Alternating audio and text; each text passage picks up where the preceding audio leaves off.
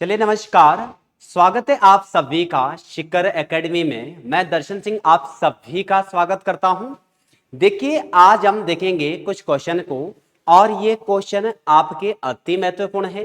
कुछ आपके पास ऐसे क्वेश्चन है जो हम सैटरडे जो पेपर होता है उन सैटरडे के पेपर में जो कुछ बच्चों के डाउट्स भी आपके पास रहते हैं तो आपके पास जो यहाँ पर 20 क्वेश्चन रहेंगे इस 20 क्वेश्चन में आप क्या करेंगे लास्ट तक आप देखेंगे सारे के सारे क्वेश्चन आपके पास अति महत्वपूर्ण आपके पास रहेंगे। देखिए आपके पास फर्स्ट क्वेश्चन आपके पास क्या दिया गया है। आपके पास कृपण कृपण का सही पूर्ण रूपेण वर्ण विच्छेद वाला विकल्प कौन सा है। मतलब कृपेण का वर्ण विच्छेद आपको यहां पर करना है। तो यहां पर देखेंगे आपके पास यहां पर कृपण आपके पास लिखा गया है और जब आपसे वर्ण विच्छेद पूछा जाता है तो वर्ण विच्छेद में आप क्या करते हैं, जो शब्द बना होता है वो शब्द किन किन ध्वनियों से बना होता है उन्हें आप अलग अलग उस समय कर देते हैं। जैसे आपके पास यहां पर क्या हो जाएगा, क हो जाएगा और क पे मात्र आपके पास री की लगी है और उसके बाद आपके पास प है। यहां पर देखो प पर कोई भी मात्रा नहीं है और जब कोई भी मात्रा नहीं होती है और आप लगाते हैं हलंत तो उस समय इसके साथ से अ बाहर आता है। अब आप यहां से पूछेंगे सर यहां पर कोई मात्रा भी नहीं थी तो अ कहां से बाहर आया। देखो जब आप उच्चारण करते हैं प तो प का जब आप उच्चारण कर रहे हैं तो प के अंत में खुद ही आपके पास अ ध्वनि का समावेश होता है। जैसे प तो आपने हलंत लगा दिया तो जो अ आपने उच्चारित करा अ का समावेश आपने करा वो ध्वनि आपने उससे बाहर निकाली। और एक आपके पास अणा हो जाएगा तो यहां पर अणा में भी कोई मात्रा नहीं है मतलब आपके पास क्या हो जाएगा, अ आपके पास हो जाएगा। अब आप यहां पर देखेंगे कि आपके पास यहां पर कौन सा यहां पर उदाहरण इसका सही आंसर आपके पास हो जाएगा। तो ये हो जाएगा आपके पास यहां पर, ये हो जाएगा आपके पास ऑप्शन नंबर सी। ठीक है, ऑप्शन नंबर सी आपके पास इसका राइट आंसर हो जाएगा। देखो आपके पास कुछ इस टाइप के अलग भी आपसे पूछे जाते हैं। अलग आपके पास कैसे, जैसे मान के चलो एक आपके पास क्या है, नक्षत्र आपके पास शब्द हो जाएगा, है ना, नक्षत्र आपके पास शब्द हो जाएगा। और नक्षत्र शब्द का अगर आपसे पूछा जाए वर्ण विच्छेद कि इसका वर्ण विच्छेद आपके पास क्या होगा तो यहां पर आप करेंगे सर 9 पे तो कोई मात्रा नहीं है मतलब 9 पे हलंत आके अ में जाएगा, बिल्कुल सही है। और कक्ष, तो कक्ष आपने पढ़ा होगा, जो ये कक्ष है आपने इसको पढ़ा होगा कि जब आपने कक्ष पढ़ा होगा तो आपके पास ये क्या होगा, क और श आपके पास हो जाएगा, है ना, क और श। इसका मतलब पहला आधा है और बाद वाला पूरा जिससे मिलकर आपके पास क्या बना हुआ है, कक्ष आपके पास बना हुआ है। ठीक है, जिससे मिलकर कक्ष बना हुआ है। तो आप जब तोड़ेंगे तो आपके पास कैसे टूटेगा, क और आपके पास श और आपके पास अ। अब देखना यहां पर क आधा था और श पूरा था, जब आप इसमें भी हलंत लगाएंगे तो इसका अ बाहर आएगा। मतलब जरा ध्यान से समझना, आप कक्षा को इस तरीके से भी कर सकते हैं, क हलंत श हलंत और अ, है ना। ये आपके पास पूरा बना हुआ क्या है, कक्ष आपके पास बना हुआ है ना। इस तरीके से आप इसको करेंगे, आपके पास नक्ष तक आपने तोड़ दिया। अब देखो त्र आपके पास है तो ये आपके पास त प्लस र और अ, है ना। तो ये जब आप त्र को तोड़ते हैं या फिर जब आपने त्र पढ़ा होगा तो जो त्र है त्र का निर्माण हो रखा है आपके पास कैसी, त प्लस र प्लस अ से आपके पास, है ना। इनसे मिलकर आपके पास क्या बना हुआ है, त्र आपके पास बना है। तो आपके पास जैसे ये शब्द है तो इनका आप वर्ण विच्छेद इस तरीके से करते हैं। इस एग्जाम्पल से मेरा बताने का उद्देश्य ये है कि जो आपके पास क्या रहते हैं, जो आपके पास क्या रहते हैं, एक रहते हैं आपके पास कौन से संयुक्ताक्षर आपके पास रहते हैं। जो संयुक्ताक्षर आपके पास रहते हैं ना, ये संयुक्ताक्षर आपके पास कितने रहते हैं, 4 रहते हैं। जैसे आपके पास कक्ष, त्र और आपके पास ज्ञ और एक आपके पास श्र रहते हैं। इनमें आपने स्टार्टिंग में पढ़ा होगा कि ये बने किन किन ध्वनियों से हैं। अब जिन जिन भी ध्वनियों से आपके पास ये बने हैं, तब जब आपसे वर्ण विच्छेद पूछा जाता है तो वर्ण विच्छेद के समय आप इनको इस तरीके से तोड़ते हैं। जैसे कक्ष आपके पास कैसे बना है, क प्लस श प्लस अ से मिलकर बना है, वर्ण विच्छेद में आप पूरा रूप देते हैं। और त्र में आपके पास क्या होगा, त प्लस र प्लस अ आपके पास हो जाएगा। और अगर आपसे क्या पूछा जाए, आपसे पूछा जाए ज्ञ, तो आपके पास क्या हो जाएगा, ज प्लस य प्लस आपके पास अ हो जाएगा। और अगर आपसे श्र पूछा जाए तो आपके पास क्या होगा, श प्लस र प्लस अ आपके पास होगा। मतलब जहां पर भी इनका प्रयोग होगा, जहां पर भी आपके पास किसका प्रयोग होगा, इन चारों का प्रयोग आपके पास होगा ना, इनका, इन चारों का जहां पर भी आपके पास प्रयोग होगा और पूछा आपसे क्या जाए वर्ण विच्छेद, तब उस समय इन सब को आप क्या करते हैं, विस्तार में तोड़ते हैं। ठीक है, ये आप यहां पर ध्यान रखेंगे, ये बात आप ध्यान रखेंगे, क्योंकि आपके पास जो वर्ण विच्छेद है, वर्ण विच्छेद से आपके पास क्वेश्चन बहुत बार पूछे जा रहे हैं। जैसे आपने बहुत सारे एग्जाम में आपने देखा होगा, जो प्रश्न शब्द है, प्रश्न जो आपके पास प्रश्न है, इस प्रश्न में भी आपके पास पूछा जाता है। जैसे आपके पास क्या हो जाएगा, प हो जाएगा, र हो जाएगा, अ हो जाएगा, और आपके पास क्या होगा, श होगा, न होगा, और आपके पास अ होगा, है ना, अ आपके पास हो जाएगा। तो ये आपके पास प्रश्न है जिसका आपके पास ये वर्ण विच्छेद किया गया है।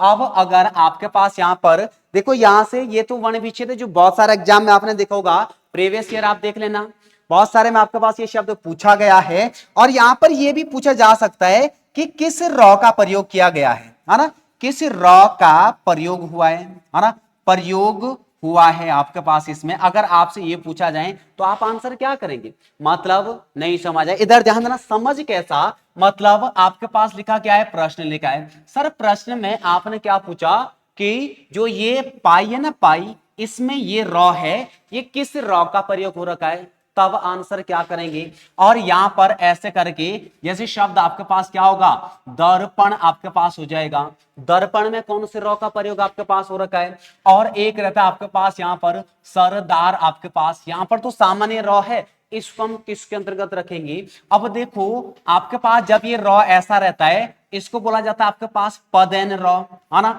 इसको बोला जाता है आपके पास क्या, रेफ रॉ। और जो सामान्य रहता है इसको बोला जाता है आपके पास कौन सा, लुंठित रॉ आपके पास बोला जाता है। तो ऐसे शब्दों से, ऐसे शब्दों से आपके पास, ऐसे शब्दों से आपके पास क्वेश्चन अलग अलग टाइप से बन सकते हैं, वर्ण विच्छेद के संदर्भ में भी बन सकते हैं, और आपके पास शब्द में रॉ का प्रयोग आपके पास हो रखा है, इसके संदर्भ में भी बन सकते हैं। तो आपके पास जो रॉ रहते हैं वो मेनली आपके पास कितने प्रकार के रहते हैं, 3 प्रकार के आपके पास रॉ रहते हैं। ठीक है, तो यहां पर आपके पास क्वेश्चन नंबर 1 का ऑप्शन नंबर सी आपके पास क्या होगा, राइट आंसर है।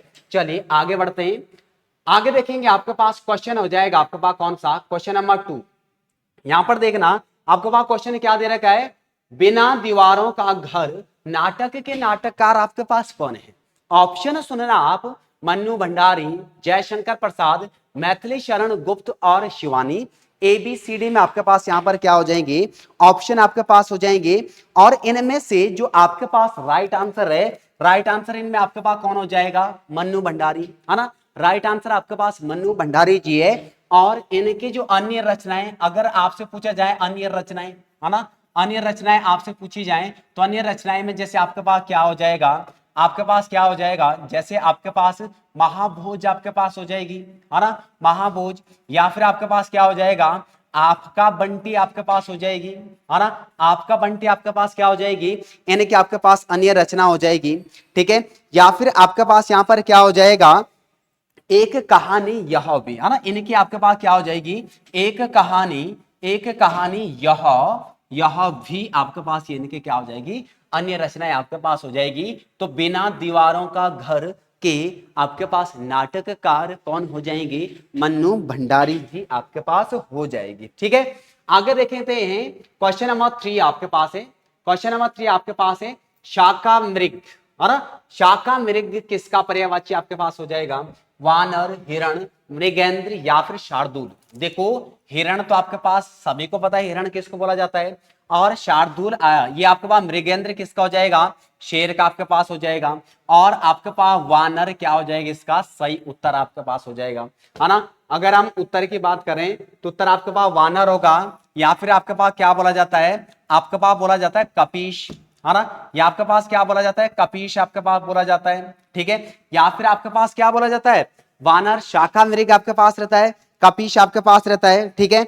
और आपके पास क्या रहता है, मारुत आपके पास रहता है,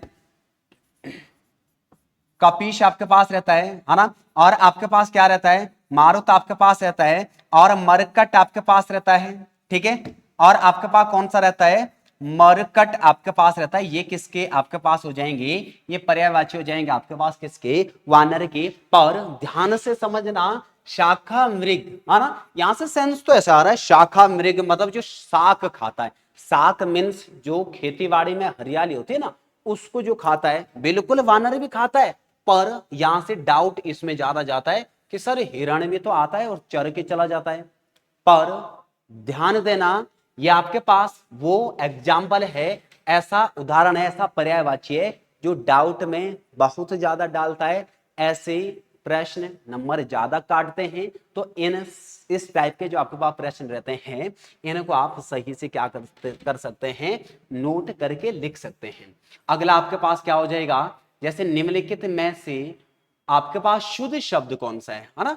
वर्तनी से आपके पास क्वेश्चन आ रखा है। एक आपके पास समसामयिक, एक है स्वावलंबन, और एक है सम्मेलन, और एक है साम्राज्य, है ना। इसमें से शुद्ध आपके पास कौन सा है, तो देखो समसामयिक तो आपके पास बिल्कुल सही है ना। समसामयिक आपके पास यहां पर सही है।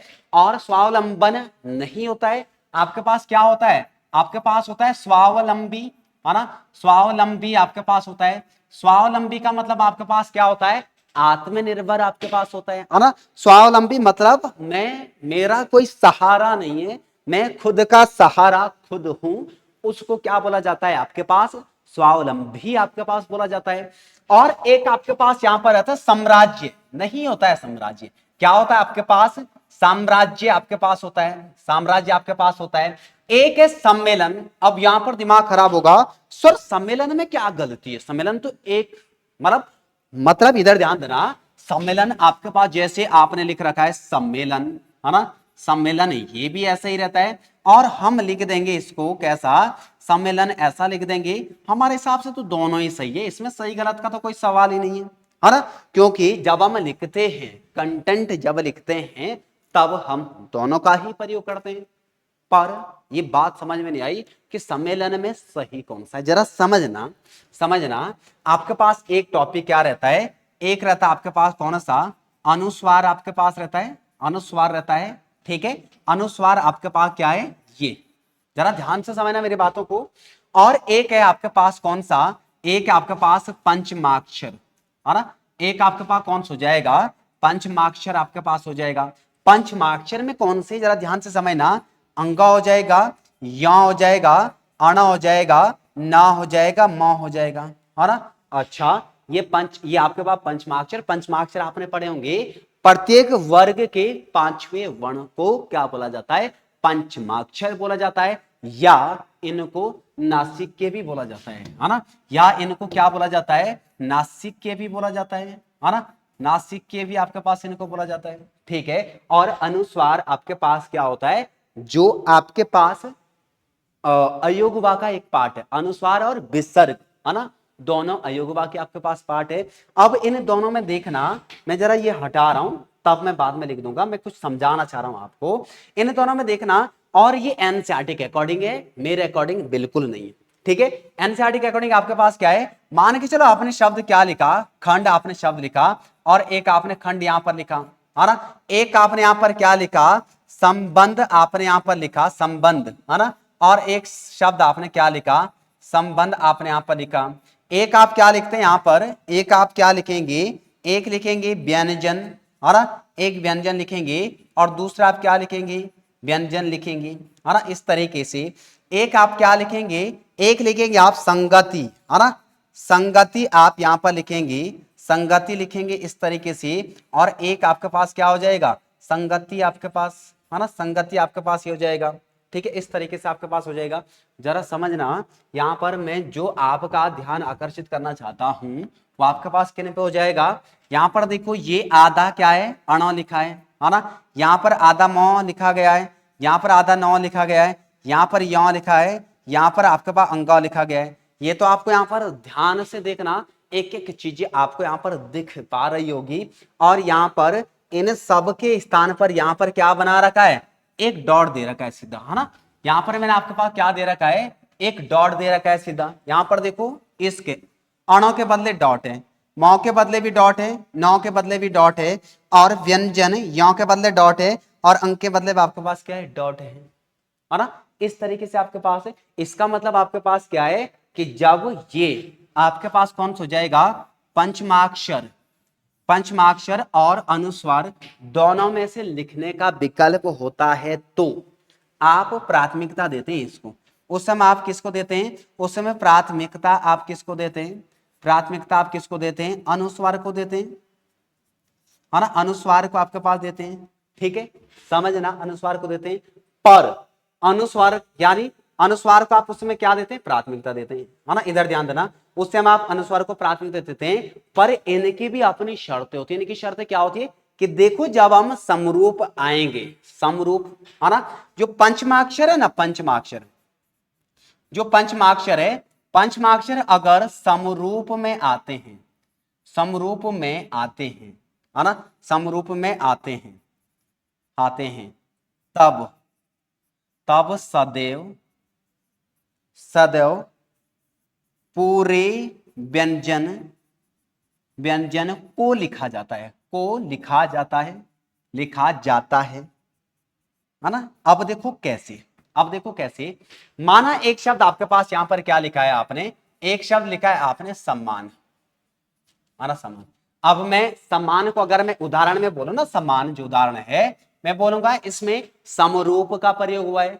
अब बोले सर समरूप क्या होते हैं, समरूप वो होते हैं मौ से ठीक पहले वही मौ आ रखा है, जब एक स्थान पर एक जैसे व्यंजन दो बार प्रयोग हो जाते हैं उनको क्या बोला जाता है, समरूप बोला जाता है। ठीक है, लेकिन समरूप जब किसका बनेगा, पंचमाक्षर का। समरूप जब आपके पास पंचमाक्षर का बनेगा तब उस समय हमेशा पूरा लिखा जाता है। सम्मान अगर आप उस समय ये लिखेंगे ना, इधर ध्यान देना, अगर आप ये लिखेंगे सम्मान तो ये गलत है। गलत क्यों है, क्योंकि पंचमाक्षर क्या बोलते हैं, अगर हम दोनों एक ही व्यंजन है और एक साथ आ रखे हैं ऐसे, ये वाले, तो हमेशा ये वाली कंडीशन सही है, ये वाली गलत है। जैसे मैंने यहां पर शब्द क्या दिया था, सम्मेलन दिया था, सम्मेलन, है ना, तो सम्मेलन अगर आपके पास क्या दिया रहता है ना, सम्मेलन, ये, तो सम्मेलन ये वाला क्या होता है, गलत, गलत होता है ना। बाकी में अगर अखेल आ रखा है, जैसे खंड आ रखा है, जैसे खंड आ रखा है, या फिर आपने खंड ऐसे लिख दिया, उस समय आप लिखो, इसको कोई दिक्कत नहीं, इसको मत लिखो, है ना, क्योंकि जब ये अकेले किसी शब्द में आधे आते हैं तब आप उस समय इनको नहीं, इसको प्राथमिकता देते हैं, जैसे मैंने यहां पर एग्जांपल बताए थे। पर जब ये ऐसे करके आपके पास बन जाते हैं ना, तब इनको प्राथमिकता दी जाती है। ये प्राथमिकता क्या है, ये सही रहते हैं आपके पास, ये गलत रहते हैं, है ना। तो इस आधार पर मेरे पास यहां पर ये था जो कि गलत शब्द आपके पास है ना, जो कि आपके पास क्या हो जाएगा, गलत शब्द आपके पास हो जाएगा, है ना। तो यहां तक आप ये रूल अगर आप पढ़ना भी चाहोगे तो आप एनसीईआरटी से पढ़ सकते हैं। एनसीईआरटी में ये पूरा अपडेट दिया गया है, सारी चीजें आपके पास एनसीईआरटी में दी गई है। आगे देखेंगे, आगे हो जाएगा आपके पास यहां पर क्वेश्चन नंबर 5 आपके पास है, ख्याली पुलाव पकाना मुहावरे का अर्थ आपके पास क्या है, गुणात्मक वृद्धि होना, भूला हुआ दुख पुनः याद आना, असंभव बातें, असंभव बातों की कल्पना करना और उपद्रव मचाना। ख्याली पुलाव पकाना, ख्याली पुलाव पकाना मतलब तुम इमेजिन करते गर्मी में बैठे आराम से, तुम्हारा मन कर, अरे क्या बात, अगर हम हिमालय में जाते ना क्या मजे आते हैं, है ना। हिमालय में छोड़ो, अगर हम हेलीकॉप्टर में चल रहे होते तो मजे ही आते, है ना। ख्याली पुलाव मतलब वैसे फालतू के ख्याल आना और उसका पुलाव पकाना, है ना, उसको बोलते हैं आप क्या, असंभव बातों की कल्पना करना, मतलब जो कभी संभव हो ही नहीं सकता। अब ये बोलेंगे सर हम हेलीकॉप्टर में बैठ सकते हैं, बिल्कुल बैठ सकते हैं। बोलेंगे सर हिमालय में तो जा सकते हैं भाई, पर कोई चीज ऐसी है कि चलो किसी का दिमाग में घूम गया कि सर मतलब मान के चलो ऐसे कि हम तो आसमान में ही रह सकते हैं, है ना, हाइट में ही रह सकते हैं, ऊपर ही, है ना, स्पेस स्टेशन में, है ना। तो जो अपने कंडीशन के अकॉर्डिंग फालतू की बातें करता है उसको ख्याली पुलाव पकाना बोला जाता है। ठीक है, बाकी भाई सबके लिए सब संभव है ना, सब कैपेबल रहते हैं, सब एक तरीके से कैपेबिलिटी सबके अंदर है ना, कोई कुछ भी कर सकता है। पर मान के चलो मैं बैठा ऐसे हूं, मैं बोलूं अच्छा मैं आसमान में उड़ रहा हूं, मैं हिमालय में बैठा हूं, ये ख्याली पुलाव है। खाली पुलाव है आपके पास, है ना। चलो क्वेश्चन नंबर 6 आपके पास होगा। क्वेश्चन नंबर 6 आपके पास है, निम्नलिखित में से किस विकल्प का भावार्थ सही नहीं है ना। किस विकल्प का भावार्थ सही नहीं, यानी पेट पर लात मारने का अर्थ आपके पास क्या होगा, बुरी तरह पीटना, बिल्कुल गलत है।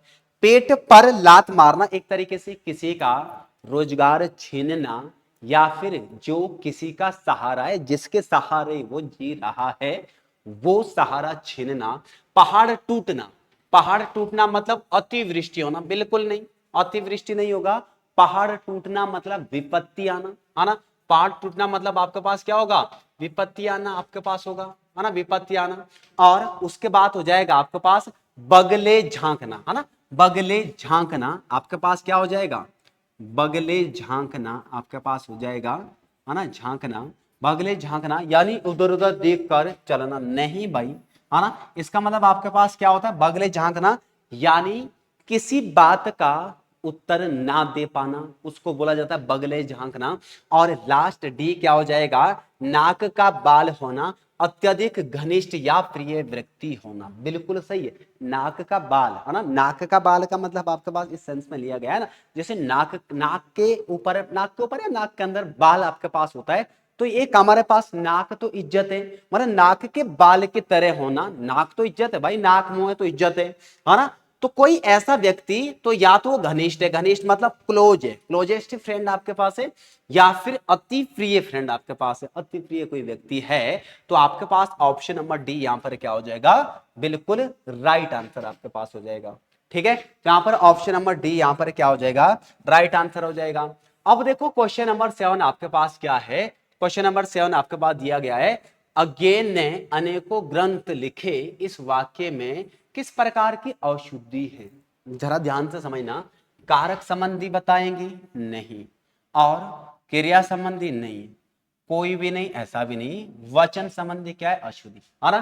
अज्ञेन ने अनेकों नहीं होगा, है ना, एक होता है, और एक का बहुवचन, बहुवचन आपके पास क्या होता है, अनेक होता है, अनेक, है ना, अनेक बोलते हैं, बहुत सारों में अनेकों बोलते हैं, है ना। आप न्यूज रिपोर्टर्स को देखेंगे, है ना, यहां पर अनेकों लोग खड़े हैं, भाई अनेकों कभी नहीं होता है।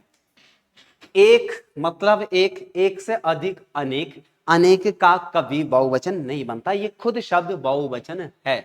ये बनाएंगे तो गलत होगा, यानी ये आपके पास गलत है, तो वचन से संबंधित आपने गलती करी थी, यानी वचन से संबंधित अशुद्धियां थी, जो कि आंसर आपके पास ऑप्शन नंबर बी हो जाएगा, है ना। आंसर आपके पास क्या होगा, ऑप्शन नंबर बी आपके पास हो जाएगा। चलो उसके बाद आपके पास अगला हो जाएगा, अगला आपके पास हो जाएगा क्वेश्चन, यहां पर देखो, अनिश्चित वाचक सर्वनाम का बहुवचन अपादान, अपादान कारक रूप क्या होगा। बहुत अच्छा क्वेश्चन है ना, बहुत अच्छा क्वेश्चन है, बार बार ऐसे क्वेश्चन आप पूछे जा रहे हैं, आप ऐसे क्वेश्चन बिल्कुल पढ़िए। इधर ध्यान देना, आप जब सर्वनाम पढ़ते हैं ना, सर्वनाम आप क्या पढ़ते हैं, जब आप पढ़ते हैं सर्वनाम, है ना, तो सर्वनाम आप बोलते हैं, सर सर्वनाम का अर्थ हमने पढ़ा था क्या, सभी के नाम, है ना, सभी के नाम आपने पढ़ा था। और ऐसे शब्द जो संज्ञा के स्थान पर आपके पास आते हैं, पर सर्वनाम के अगर आप क्या पढ़ते हैं, संख्या पढ़ते हैं, सर्वनाम के अगर आप क्या पढ़ते हैं, संख्या पढ़ते हैं, तो कितने पढ़ते हैं, 11 पढ़ते हैं। और सर्वनाम के अगर आप क्या पढ़ते हैं, प्रकार पढ़ते हैं, तो आप कितने पढ़ते हैं, 6 प्रकार पढ़ते हैं। पर यह क्वेश्चन तो कुछ और ही है, अनिश्चित वाचक सर्वनाम का, अनिश्चित वाचक सर्वनाम होगा, और बहुवचन होगा, और अपादान कारक रूप आपके पास होगा। कौन सा है आंसर, तो किन्हीं से, है ना, किन्हीं से। इधर ध्यान देना, इधर ध्यान देना, ये आपके पास एक नया टॉपिक, इसके साथ नया नहीं है, पर थोड़ा सा आप सर्वनाम को डिटेल से पढ़ते हैं, तो एक हेडिंग आपके पास क्या रहती है, सर्वनाम की रूपावली, है ना, सर्वनाम की रूपावली, जो कि कारक के अनुसार क्या होती है, परिवर्तित होती है। देखो कैसी, देखो कैसी, मान के चलो एक आपके पास क्या है, मैं, है ना, मैं, ये आपके पास क्या हो जाएगा, ये हो जाएगा एक वचन, है ना। और इसका मैं चेंज करके बना देता हूं मैंने, है ना, मैंने, तो ये हो जाएगा आपके पास कर्ता कारक रूप, कर्ता कारक रूप आपके पास हो जाएगा। इस मैं का बहुवचन होता है आपके पास हम, तो ये हो जाएगा आपके पास क्या, बहुवचन, बहुवचन। और इसका परिवर्तन क्या करेंगे, हमने, तो ये आपके पास क्या हो जाएगा, इधर ध्यान देना, ये क्या हो जाएगा, जरा ध्यान से समझना। अगर आपने सर्वनाम अच्छे से पढ़े ना, तो ये जो मैं है ना, मैं, ये किसका हो जाएगा, ये हो जाएगा आपके पास उत्तम, उत्तम पुरुषवाचक, पुरुषवाचक सर्वनाम होगा, है ना, उत्तम पुरुषवाचक। और आपसे मान के चलो ये पूछा जाए, है ना, आपसे ये पूछा जाए, तो यहां पर क्या होगा, उत्तम पुरुषवाचक का बहुवचन, ने लगाए तो कर्ता होगा, बहुवचन कर्ता कारक रूप क्या होगा, हम आंसर क्या करेंगे, हमने, है ना। यहां पर चेंज हो गया हमको, है ना, है ना। उत्तम पुरुषवाचक का बहुवचन कर्म कारक रूप क्या होगा, हमको, है ना। एक हो जाएगा यहां पर जैसे हम पर, हम पर, तो ये उत्तम पुरुषवाचक से ही बहुवचन बनाया है और बहुवचन के साथ साथ अधिकरण बनाया है ना। उत्तम पुरुषवाचक का बहुवचन, बहुवचन अधिकरण कारक रूप क्या होगा, हम पर, है ना। बहुत बड़ा टॉपिक है, कभी मौका मिलेगा तो पूरा पढ़ा दिया जाएगा। और यहां तक आप, यानी जो आप पढ़ते हैं वो आप क्या पढ़ते हैं, सर्वनाम की, सर्वनाम की रूपावली, रूपावलियां, है ना। इनसे आप, ये आपके पास टॉपिक का नाम आपके पास ये, और इसके आधार पर मैंने ये क्वेश्चन बनाया है, क्योंकि ऑप्शन नंबर बी इसका करेक्ट आंसर होगा। ठीक है, ऑप्शन नंबर बी इसका आपके पास क्या होगा, करेक्ट आंसर आपके पास हो जाएगा।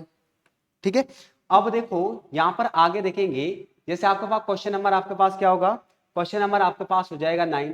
यहां पर देखो हमें भारतीय होने पर गर्व है, वाक्य में विशेषण क्या है, वाक्य में विशेषण क्या है, भारतीय गर्व हमें या कोई नहीं, है ना। एक टॉपिक जब आप विशेषण पढ़ते हैं ना, विशेषण, तो विशेषण है दोस्तों आपके पास कितने प्रकार के, 4 प्रकार के, जिनमें एक आप क्या पढ़ते हैं, गुणवाचक, गुणवाचक विशेषण आप पढ़ते हैं, गुणवाचक विशेषण पढ़ते हैं। जो आप पढ़ते हैं किसके आधार पर, एक पढ़ते हैं आप गुण दोष के आधार पर, गुण दोष के,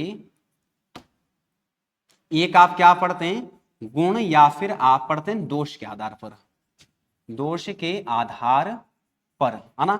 दूसरा आप पढ़ते हैं आकार के आधार पर, आकार के आधार पर। उसके बाद पढ़ते हैं हम स्थान के आधार पर, स्थान के आधार पर। और आपके पास रहते हैं रंग के आधार पर, है ना। और उसके बाद रहता है आपके पास, है ना, रंग के आधार पर, स्थिति के आधार पर, दशा के आधार पर, काल के आधार पर, बहुत सारे आपके पास रहते हैं, जो कि बता क्या रहे होते हैं, बता क्या रहे होते हैं आपके पास, ये बता रहे होते हैं गुणवाचक को, है ना, गुणवाचक विशेषणों को। तो जब हम बात स्थान की करें, तो स्थान से गुण कैसे बनते हैं, जैसे पहाड़ शब्द है, तो पहाड़ से पहाड़ी बनाए, है ना। भारत से आपके पास क्या बनाए, भारतीय बनाए। और उत्तराखंड से आपके पास क्या बनाए, उत्तराखंड से आपके पास क्या बनाए, उत्तराखंडी बनाए, है ना। राजस्थान से राजस्थानी, बनारस से बनारसी, है ना। और आपके पास क्या हो जाएगा, आपके पास बनारस से बनारसी। इस तरीके से आपके पास जब किसी के अंत में आप ऐसे प्रत्यय लगाते हैं, तो उस समय वो विशेषण का काम कर रहे होते हैं, और विशेषण में कौन सा, गुणवाचक विशेषण। तो इसके आधार पर हमें भारतीय होने पर, है ना, तो भारतीय क्या काम कर रहा है, गुणवाचक विशेषण का काम कर रहा है। भारतीय यहाँ पर कौन सा हो जाएगा, गुणवाचक विशेषण आपके पास हो जाएगा, भारतीय आपके पास कौन सा हो जाएगा, गुणवाचक विशेषण। यहां पर देखेंगे अगला क्वेश्चन नंबर 10 आपके पास है, उसने उसने टेढ़ी चाल, चाल चली, वाक्य में कौन सा कारक है ना, उसने टेढ़ी चाल चली। अब देखो उसने टेढ़ी चाल चली, तो यहां पर आपके पास ने तो आपके पास साफ साफ दिखाई दे रहा है, जिसके आधार पर आप क्या लगाते हैं, कर्ता कारक आपके पास लगाते हैं पर, जिसके आधार पर आप क्या लगाते हैं, कर्ता कारक आप लगाते हैं पर। जहां पर इसकी विभक्ति, इधर ध्यान देना, विभक्ति न दिखे, न दिखे, तो आप इसको पढ़ते हैं किसके आधार पर, काल के आधार पर पढ़ते हैं, है ना। काल के आधार पर जो आप पढ़ते हैं ना, काल के आधार पर अगर भूतकाल, है ना, भूतकाल आपके पास होता है एक, और एक आपके पास वर्तमान आपके पास होता है, और एक आपके पास क्या होता है, भविष्य आपके पास होता है ना।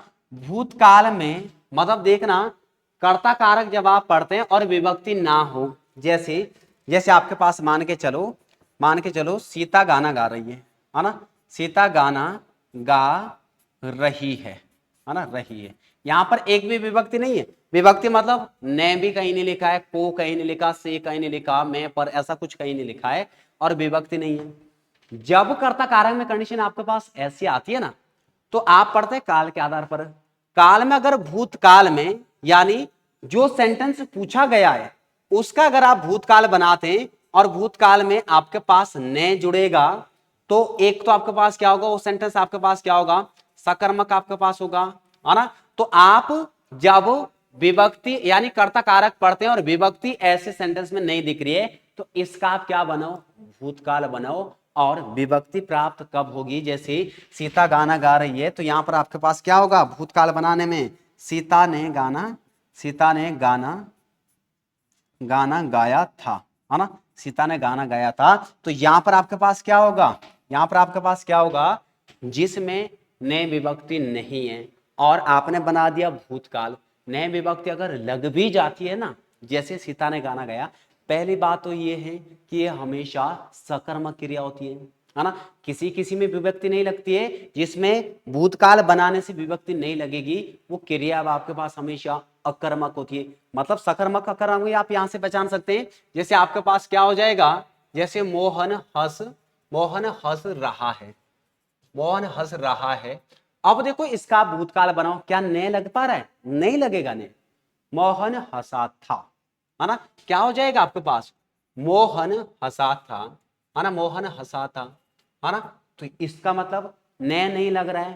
कारक कौन सा होगा, कारक तो करता ही होगा, पर ने का न लगना मतलब ये आपके पास सेंटेंस अकर्मक है ना, अकर्मक है। पर आप दूसरा किस तरीके से पढ़ते हैं, कर्ता कारक हो, कि जब कर्ता के द्वारा कोई काम किया गया और उस काम का प्रभाव स्वयं पर पड़े, वहां पर भी कर्ता कारक होता है। एक तो आपने इसे ने बना दिया, चलो हमें नहीं मिलेगा आसान से, जहां नहीं मिलेगा वहां पर क्या करेंगे, तो यहां पर मोहन हंसा था, अब मान के लो तुम हंस रहे हो घर में, है ना, तुम लोटपोट हो रखा है उसमें, मुझ पे प्रभाव पड़ेगा, नहीं पड़ेगा भाई, है ना। तुम्हारा दिमाग खराब हो गया, सर आज मेरा मूड ऑफ हो रखा है और मैं रात भर रोऊंगी, है ना, मतलब आप रो रहे हैं, क्या मुझ पे प्रभाव पड़ेगा, नहीं। मतलब जब आप या कर्ता कोई भी ऐसा काम करेगा, ऐसी क्रिया करेगा जिससे वो खुद प्रभावित होता है, वहां पर कर्ता कारक होता है। ठीक है, तो यहां पर आपके पास आंसर आपके पास क्या होगा, कर्ता कारक आपके पास होगा। अगला आपके पास क्या हो जाएगा, अगला हो जाएगा आपके पास क्वेश्चन है, यह मेरा भाई है। इस वाक्य में सर्वनाम कौन सा है, यह, है ना। अन्य पुरुषवाचक होगा, निश्चयवाचक, प्रश्नवाचक या फिर संबंधवाचक, है ना। मन तो कर रहा होगा सर इस क्वेश्चन का क्यों ना आंसर लगा दे संबंधवाचक, या मेरा भाई ये संबंध बताया जा रहा है ना। देखो संबंधवाचक क्या है, सर्वनाम, सर्वनाम। और संबंधवाचक में आपने क्या पढ़ा है, सर्वनाम जो और सो आते हैं, जो और सो तो ऊपर कहीं भी नहीं दिख रहे हैं। प्रश्नवाचक में आपके पास क्या कौन, क्या कौन आपके पास आते हैं, ये भी नहीं दिख रहे हैं। निश्चय में आता है यह, वह, ये, वे, वो, ये आते हैं। और अन्य पुरुषवाचक का तो छोड़ ही दो, अन्य पुरुषवाचक में भी ये सेम आते हैं, यह, वह, अन्य पुरुषवाचक में आपके पास ये सेम के सेम आते हैं, यह, वह, ये, वे, वो। अच्छा, अब देखो ये दोनों ऑप्शन तो हट गए, पहला और दूसरे में डाउट है। पहला और दूसरा दोनों में सेम सर्वनाम आते हैं, पहचाने कैसे, जरा ध्यान से समझना। आपके पास एक होता है प्राणी, प्राणी, एक होता है आपके पास वस्तु, एक होता है आपके पास स्थान, ये तीन शब्द होते हैं। देखो किसी वस्तु स्थान के लिए, अगर किसी वस्तु स्थान के लिए यह, वह, ये और वे का प्रयोग अगर होगा, तो वो आपके पास सदैव क्या रहते हैं, वो रहते हैं आपके पास निश्चयवाचक, आपके पास निश्चयवाचक रहते हैं। पर अगर प्राणी के लिए आपके पास किसका प्रयोग होगा, प्राणी के लिए आपके पास इनका प्रयोग होगा ना, तो वो हमेशा अन्य पुरुषवाचक, पुरुषवाचक में पढ़ा होगा ना आपने, उत्तम, मध्यम, अन्य, जिसमें तीन व्यक्तियों की बातों को दर्शाया होता है। उत्तम मतलब मैं, मध्यम मतलब आप, अन्य मतलब कोई तीसरा व्यक्ति। तो वहां पर केवल व्यक्ति आएंगे, प्राणी आएंगे।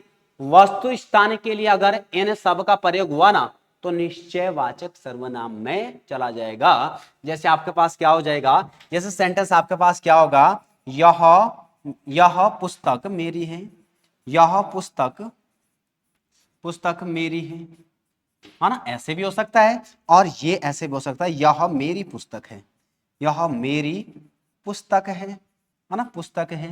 ये आपके पास ऐसे हो सकता है। यानी इस यह से विशेषता किस, इस ये यह किसको बता रहा है, अभी पुस्तक के बारे में बता रहा है। पुस्तक वस्तु है, ये आपके पास किस में चला जाएगा, निश्चय में चला जाएगा। यह मेरा घर है, या फिर यह घर मेरा है, निश्चयवाचक सर्वनाम में चला जाएगा। यह मेरा भाई है ना, वो मेरा भाई है, वो मेरा दोस्त है, मतलब अन्य पुरुषवाचक में चला जाएगा। ठीक है, अगले क्वेश्चन पे जाते हैं। तो यहां पर आपके पास आंसर क्या होगा, ए आपके पास आंसर होगा। अगले में जाते हैं, क्वेश्चन नंबर 12 आपके पास होगा। क्वेश्चन नंबर 12 आपके पास किसी शब्द में नी उपसर्ग नहीं है। देखो यहां पर भी आपके पास है ना, नी है। और न्याय में आपके पास क्या होगा, नी प्लस आय आपके पास होगा। और इसमें संधि कौन सी है, अगर आपसे संधि पूछी जाए तो यण स्वर संधि आपके पास है, यण स्वर संधि आपके पास यहां पर हो जाएगी। और यहां पर आपके पास नी उपसर्ग नहीं है, बल्कि यहां पर कौन सा हो जाएगा, निस उपसर्ग है, निस प्लस शब्द है ना। एक होता है आपके पास क्या, निही प्लस आपके पास क्या होता है, शुल्क आपके पास होता है। तो इसमें क्या होगा, निस प्लस शुल्क आपके पास होता है, निस प्लस शुल्क होता है। ऐसा कैसे हो रहा है, विसर्ग का समरूप बनता है जब आपने विसर्ग संधि का रूल पढ़ा होगा कि विसर्ग का यथावत बना रहना या विसर्ग के स्थान पर समरूप बनना, है ना। तो आप जब उपसर्ग पढ़ते हैं तो उपसर्ग में नहीं तो कहीं भी उपसर्ग नहीं होता है ना। पर ये विसर्ग के स्थान पर क्या बनता है, सौ बनता है, जो कि आपके पास क्या बन रहा है, निस आपके पास बन रहा है, जो कि आपके पास क्या बन रहा है, निस आपके पास बन रहा है ना। तो यहां पर सी आंसर हो जाएगा। अगला होगा आपके पास क्या, हिंदी के किस रचनाकार को प्रथम भारत भारती सम्मान दिया, है ना, मिला। हिंदी के किस रचनाकार को प्रथम भारत भारती सम्मान दिया गया था। तो यहां पर आपके पास आंसर क्या हो जाएगा, महादेवी वर्मा। और 1982। और आपके पास रचना कौन सी हो जाएगी, रचना हो जाएगी आपके पास कौन सी, यामा आपके पास रचना हो जाएगी, है ना, महादेवी वर्मा आपके पास हो जाएगी। और ये कवियत्री जिन्हें पहली बार भारत भारती सम्मान से सम्मानित आपके पास किया गया, पहली बार भारत भारती सम्मान से इन्हें सम्मानित किया गया। आगे देखेंगे आपके पास शब्द आपके पास कौन सा जाएगा, वह शतरंज की अच्छी अच्छी चालें चलता है ना, चालें चलता है। वाक्य में आपके पास, वाक्य में शतरंज चालें चलता है, वाक्य है सकर्मक अकर्मक द्विकर्मक या फिर ये सभी।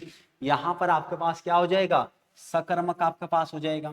ये आपके पास क्या हो जाएगा, सकर्मक आपके पास हो जाएगा, क्योंकि शतरंज की चालें चलता है।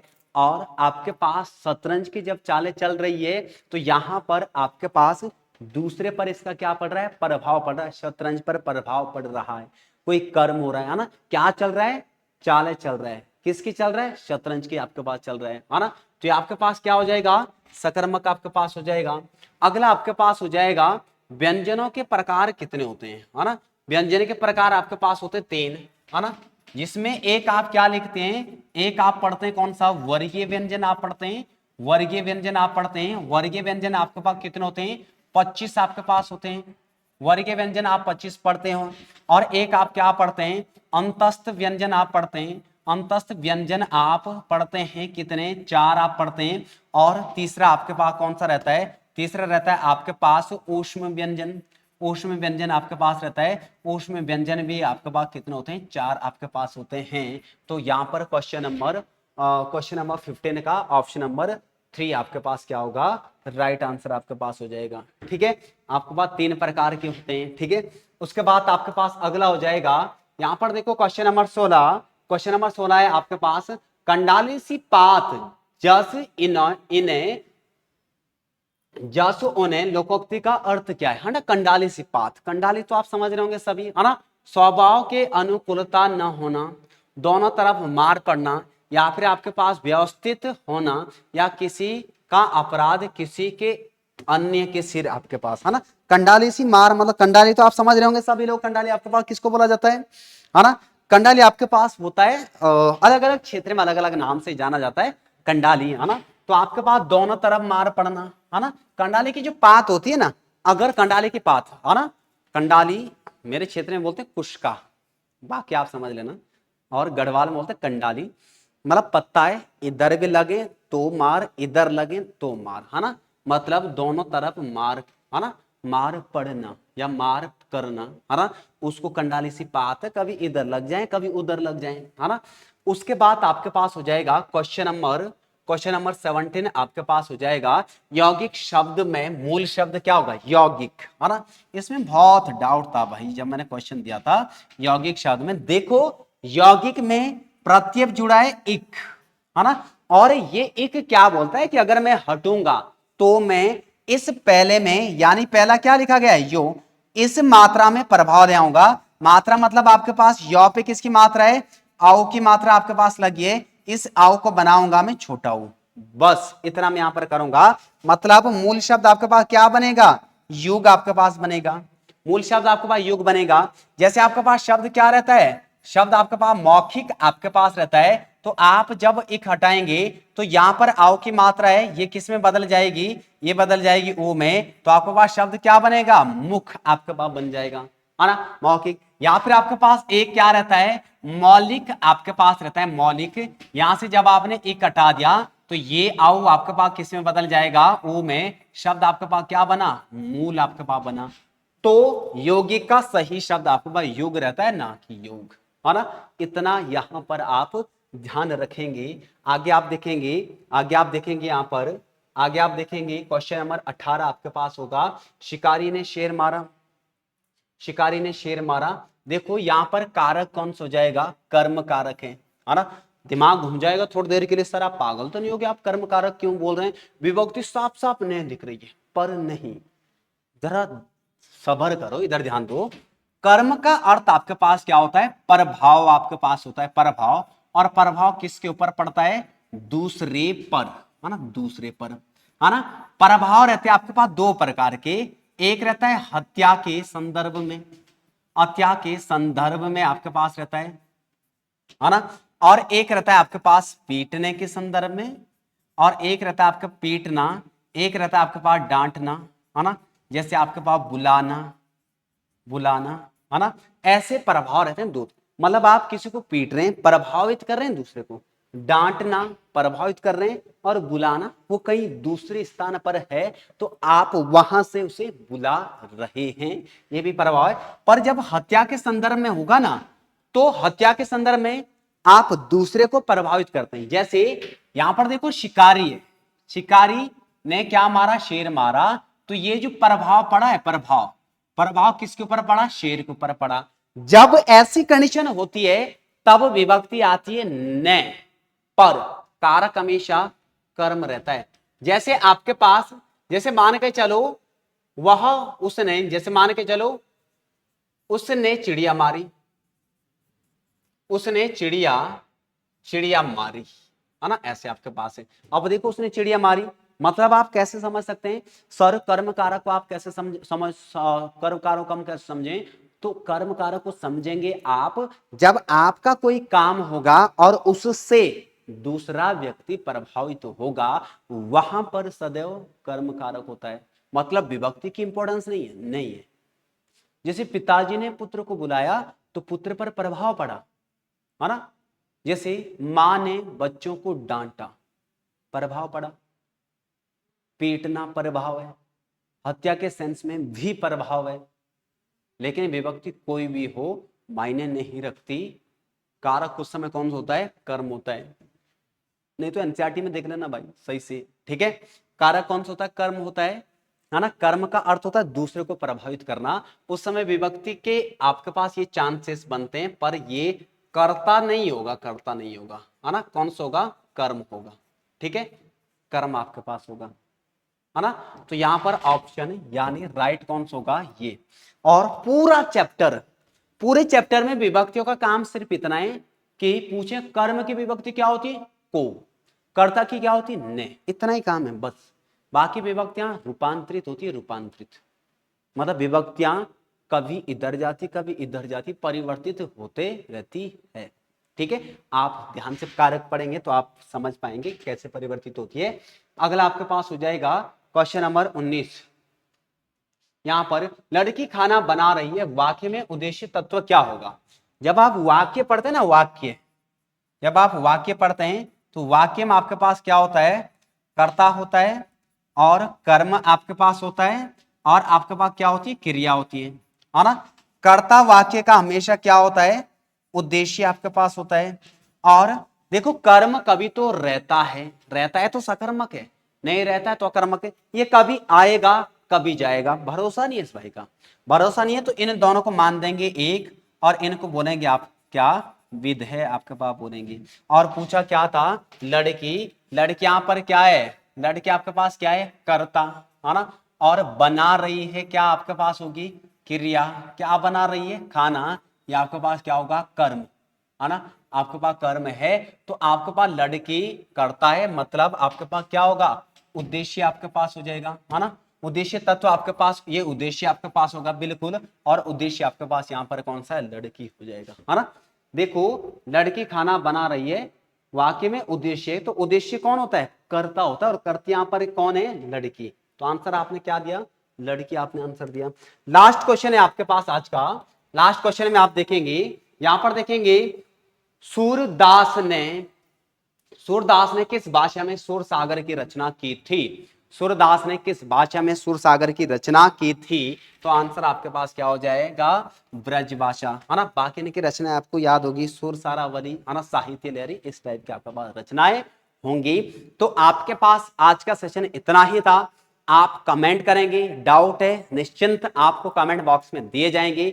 मिलते हैं किसी नेक्स्ट सेशन में, तब तक आप सभी को नमस्कार। जय हिंद, जय भारत, जय उत्तराखंड। धन्यवाद।